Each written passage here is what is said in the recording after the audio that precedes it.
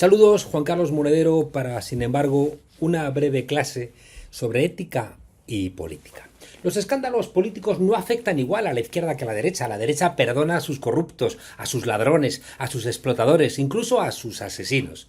La izquierda es mucho más exigente y está bien que así sea. México está atravesada ahora mismo por un escándalo político en el que pone mucho interés la derecha, el que no ha puesto con sus casos. A ellos no les interesa realmente la suerte de Adán Augusto, sino ver si llegan a López Obrador y ponen en cuestión a toda la 4T. En Colombia está sentado en el banquillo el expresidente Álvaro Uribe, con acusaciones que con mucha probabilidad le condenarán, si bien son mucho menos graves las acusaciones que las que realmente la historia le demostrará por sus vinculaciones con el paramilitarismo y el rastro de sangre y muerte que ha dejado en Colombia. En México ha tenido que salir a hablar la presidenta Claudia Sheinbaum, Rodríguez Noroña, a decir que cuidado con los linchamientos y que en cualquier caso van a ser los jueces. Lo que establezcan y lo que ellos establezcan va a ir a misa. En Colombia, sin embargo, con más de 60.000 muertos, hay 3 de cada 10 colombianos que volverían a elegir presidente, a un tipo presuntísimamente con las manos llenas de sangre. ¿Y acaso no han votado los norteamericanos a Donald Trump, estando condenado por ladrón, por usuario de prostitución, por corrupción? ¿Es que no sabía todo el mundo de la relación de Trump con el pederasta Epstein y su isla de depravación? En España también un juez acaba de imputar al que fuera ministro de Hacienda con 2 presidentes, con Aznar y con Mariano Rajoy, Cristóbal Montoro, un ministro que usó la agencia tributaria hace ya más de 10 años para perseguir a Podemos, las primeras persecuciones. También lo hizo con los actores críticos, con la guerra de Irak y también a todo aquel que le molestara a su partido. El juez le imputa por haber cobrado a empresas para que luego hicieran leyes que les beneficiaran. Parte de su equipo acompaña hoy al actual líder del Partido Popular, a Núñez Feijóo. Núñez Feijóo va en España el primero en las encuestas.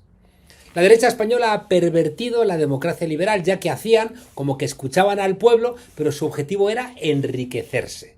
El partido de la derecha española orinándose sobre el Parlamento español y poniendo la soberanía popular española al servicio de empresas, muchas extranjeras, tramposas, que no querían pagar impuestos.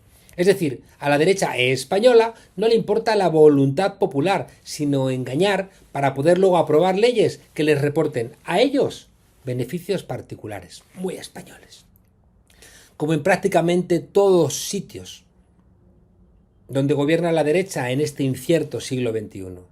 ¿O no se le llena a la derecha mexicana o a la colombiana, a la argentina, a la ecuatoriana la boca de patria y luego roban a la patria no pagando impuestos? Hay que entender qué está pasando ahora mismo en México y en tantos otros sitios. Hay 3 ámbitos que están muy cerca cuando se habla de política, están muy cerca el uno del otro y sería maravilloso que estuvieran realmente juntos, que se conjugaran a la vez, pero de buenas intenciones está empedrado el suelo del infierno. Son 3 ámbitos que miden la calidad de los políticos y también lo que está dispuesto a tolerar el pueblo. Son cosas que exigen los obispos cuando gobierna la izquierda, pero que callan cuando gobierna la derecha. Estos 3 ámbitos son la política, la ética o los valores y la verdad. Ojalá siempre, como digo, fueran juntos, pero no es así. Cuando estos caminos se bifurcan, pues se nos tuerce el gesto, porque estamos acostumbrados a que la derecha manosee y manipule estos ámbitos, pero no soportamos igual cuando afecta a la izquierda. La izquierda, claro que puede equivocarse, pero no puede hacer trampas. Hay un libro importante de un importante marxista húngaro, un tipo honesto, que sabía que el bosque del marxismo es eminentemente moral. Fue castigado por el estalinismo por protestar contra el estalinismo. Se llamaba Georgi Lukács, famoso por un libro que se llamaba Historia y conciencia de clase. Un libro menos conocido tenía por nombre Lenin y fue escrito en 1924, poco después del fallecimiento del líder de la entonces naciente Unión Soviética. En ese libro, que es casi una vida de santos consagrada a Lenin, decía Lukács, la dialéctica, la tesis, la antítesis y la síntesis, de manera que Lenin era, para este autor, el más preclaro seguidor de Marx. Como un buen revolucionario, todo lo que hacía Lenin lo hacía por el bien de la revolución. La verdad de su teoría era que en la práctica había hecho una revolución y como en la práctica había hecho una revolución, todo lo que pensaba era correcto. Si ganas es que tu teoría es buena, pero esto es una tontería, porque puedes ganar o perder por razones al margen de tu teoría. En esa manera de pensar, decía Lukács, que todo lo que se hacía, como tenía un objetivo emancipador, era correcto. Y si no, ya se encargaría la dialéctica de arreglarlo. Como Lenin era un buen revolucionario, cuando aparecían contradicciones, pues al final se solventaban dando ese paso superior que es la síntesis. Es decir, que todo lo que se defendía, la tesis, si surgía una oposición, la antítesis, no había que preocuparse porque de esa pelea se saldría en un paso superior que es la síntesis, que es una aufhebung, un salto dialéctico a un momento superior. Caminaban, pasara lo que pasara, hacia una suerte de paraíso, el paraíso socialista, siempre y cuando fueran ellos los que siguieran gobernando.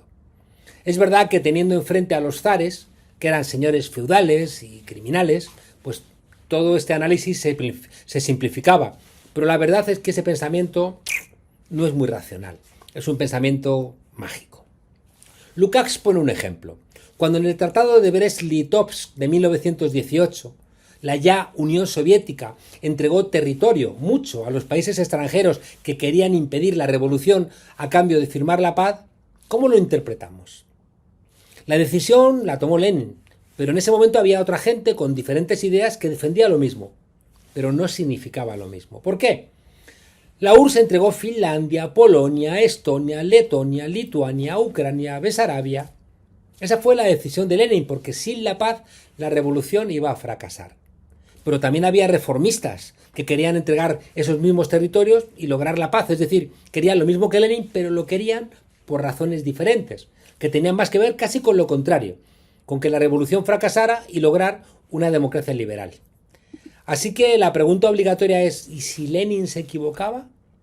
El futuro nunca está escrito. Entonces, ¿no es mágico pretender que se sabe a ciencia cierta hacia dónde vamos? Y que lo que uno decide es una verdad absoluta porque la teoría dice que lo que yo digo es correcto. Para evitar este tipo de argumentaciones hay que darle la palabra al pueblo, porque eso es lo que significa democracia y lo contrario es mesianismo. Las diferencias entre la política, la ética y la verdad nos ayudan a entender estas contradicciones. La política tiene que ver con la gestión de los conflictos, con las metas colectivas de una sociedad, con el rumbo en el que todos y todas debemos participar y asumir. Por eso, al lado de la política siempre está el poder, porque el poder es el que nos obliga a respetar todos los semáforos que hay en una sociedad. Aunque hablar de respetar los semáforos en México no deja de ser una metáfora. Y por eso la política tiene también que ver con la correlación de fuerzas. En cualquier conflicto, el que es más eficaz, el que es más fuerte, es el que gana. En nuestras sociedades, quien va a dictar sobre los semáforos es quien gana las elecciones. Y por eso hay siempre una correlación de fuerzas. Morena controla ahora mismo la presidencia de la República, el Congreso y el Senado. Pero eso no significa que siempre pueda desarrollar el programa con el que se presentó a las elecciones o que eso le basta para hacer valer su ideología, que es donde se ordenan los valores, la ética y la manera que cada uno tiene para desear el rumbo que debe tener la sociedad. Cuando la correlación de fuerzas no es favorable, la política consiste en negociar. Negocias con quienes también tienen fuerza y haces cosas que te crees y otras que no te crees. Solo porque piensas que te va a beneficiar electoralmente o que te va a permitir tener mayores posiciones en la correlación de fuerzas y que te va a permitir al final gobernar. El político que no gana en la correlación de fuerzas no hace política.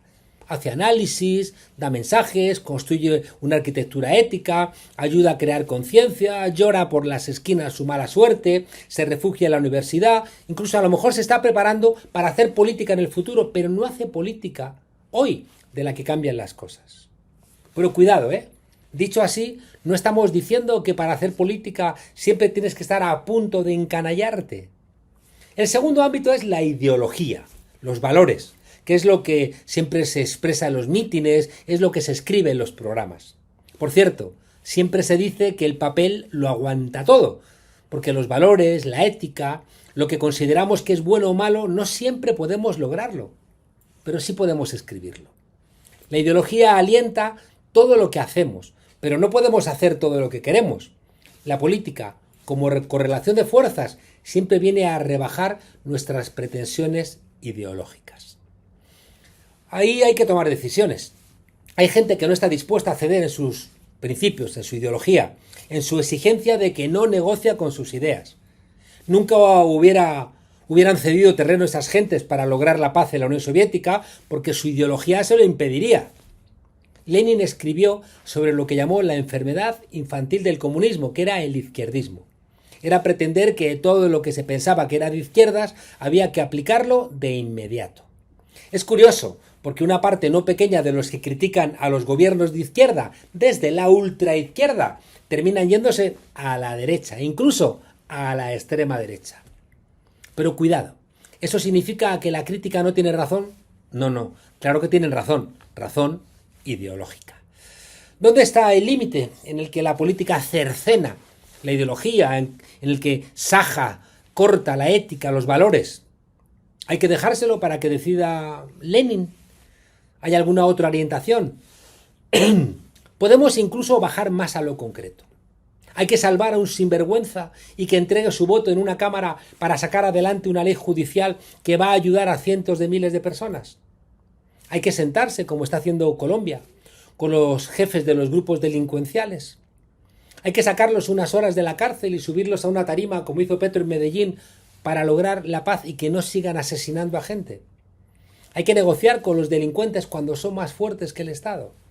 ¿Hay que pactar con los delincuentes para que se rebaje la delincuencia? Dejo una idea. Hay cosas que no se hacen por las personas que no se lo merecen, sino para sus hijos y sus nietos. En política hace falta una visión de medio y largo plazo. Y hay gente que piensa que en 6 años o en 4 se solventan los problemas de siglos de los países. La tercera característica es la verdad. La verdad en política creo que es inexcusable. En la vida todos nos permitimos alguna mentira, como decirle a alguien que tiene un aspecto excelente o que le quedan magníficos unos zapatos o un corte de pelo, que en verdad es horroroso. O puedes decirle a un hijo que no pasa nada porque quieres consolarle, cuando sabes que sí pasa y que la vida no siempre es amable. Pero en política la mentira es su tumba. Si te acostumbras a mentir, como dijo hace poco Claudia Sheinbaum, no vas a volver a hacerlo. Cuando empiezas a tomar atajos, te los aprendes. El político que miente pierde, más temprano que tarde, el favor del pueblo. ¿Por qué no decirle al pueblo la verdad sobre la correlación de fuerzas cuando somos más débiles de lo que nos gustaría? Los políticos solo son representantes del pueblo. El que miente para tener más fuerza hace trampas, que luego no pagan precio en la derecha, pero cobran un alto precio en la izquierda. El político de izquierda que hace politiquería está cavando su propia fosa, mientras que el político que sabe cuál es la correlación de fuerzas y obra en virtud de ellas hace lo correcto, siempre y cuando no mienta al pueblo. El paternalismo no es democrático, porque trata a la ciudadanía como menor de edad. La política de izquierda solo es posible cuando tienes mucho pueblo detrás, y para que el pueblo se la juegue contigo, no debes hacer politiquería. No debes decir una cosa y hacer otra, no debes hacer cosas que no te crees o que te dan lo mismo solo porque crees que te va a reportar votos. En la izquierda no debes hacer nunca cosas que no le puedas explicar a tu pueblo. Hacer política es caminar entre precipicios y cabalgar contradicciones. Claro, no siempre es bonito hacer política. Es más limpio escribir libros. Todos hace falta. Los que hacen política, los que escriben libros, los que construyen ideologías y siempre los que sostienen la verdad contra viento y marea. Por eso es tan importante un periodismo valiente que no se vende a nadie. Cuando esta unión entre la verdad, la política y la ideología, como está pasando en México, hay 3 mandamientos. Primero, no caer en las trampas de la derecha. 2, no parecerse nunca a la derecha. Y 3, recordar, con todas sus consecuencias, que la verdad es revolucionaria.